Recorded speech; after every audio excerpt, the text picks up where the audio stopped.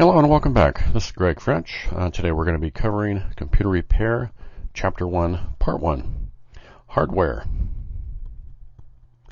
Learning objectives. To learn the computer needs both the hardware and software to work. It can't do anything without the software. Hardware is the physical. Software are the programs that run the hardware. We're going to learn many different hardware components inside and outside the computer. We're going to be using lots of acronyms. HW stands for hardware. SW stands for software.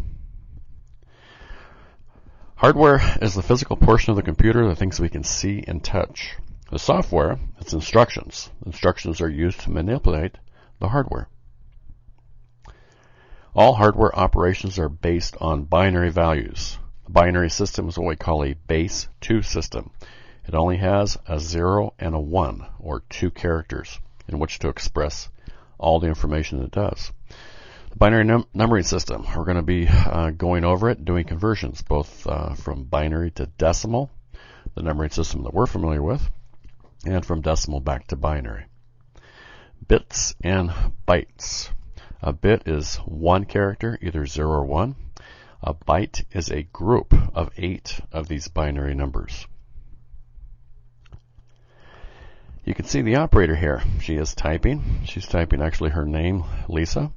It comes out of her keyboard as 0s and 1s and enters into the computer case, processed by the CPU, and eventually the output again comes out as 0s and 1s and then is translated by the printer into her name and then printed out on a sheet. So the computer, and it's important to understand, only uses the binary numbering system, not the decimal numbering system, not the hexadecimal numbering system, not English, not any other language. Its language is 0s and 1s, or the binary numbering system. PC hardware components, input, output, I/O, external to the case. We'll go over some examples of things that are coming into the computer. Your keyboard would be an input device. Your monitor would be an output device. Processing and storage. These are devices that are internal to the case. Hardware for input and output. Now ports can be either cabled or wireless. Ports are usually on the back of the computer, and we can identify a port by the type of plug that plugs into it. A typical monitor port might be a VGA plug or jack, and it's going to be 15 pins. You might have a USB port. You might have a keyboard or a mouse port. Chief input devices, keyboard and mouse. Chief output devices, monitor and printer. Here's an example of a couple of output devices we have on the left side here. A 15-pin VGA, and on the right we have a printer port. That's a 25-pin. These will be plugged into the back of the computer. And again, we can determine the port on the back of the computer by the type of plug that plugs into it. Each one is unique. Hardware inside the case. Storage and processing occurs in the case. Internal devices, motherboard, CPU, memory, etc. Hard drive and CD drive are also internal. Power supply, internal. Expansion cards installed in the motherboard. These are plugged into the motherboard and provide additional functionality to the computer. A typical video card might be plugged into the expansion card, giving us output to a monitor. Cables can be either data for communication, or it could be a power cable. Now here's a typical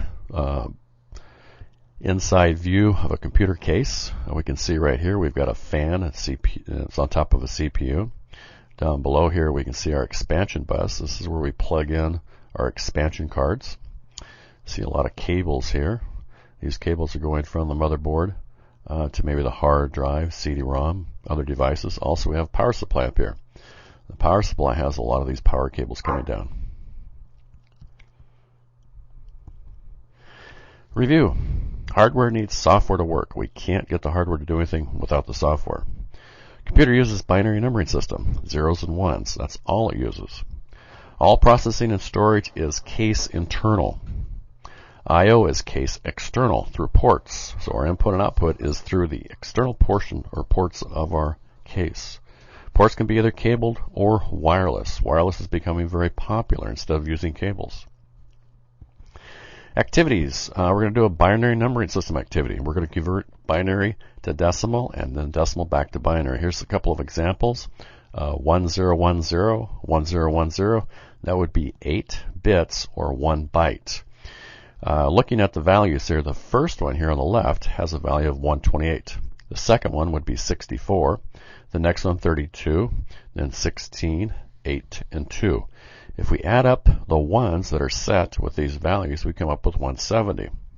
Now we can do just the opposite. We can take a number, such as 85, and convert it into binary. We wouldn't use the first one because it's 128 would be too much. The second one, though, we said was 64. We can set that second one, 64. Now we have 21 still to go, so we set the 16, the 4, and the 1. We're going to do an activity and spend some more time on this. There is an activity available, the binary numbering system. Also, we're going to do lab 1.1 in our lab books. This is gathering and recording system information. I want you to answer and turn in that lab just the review questions. There's a set of review questions at the end of the lab.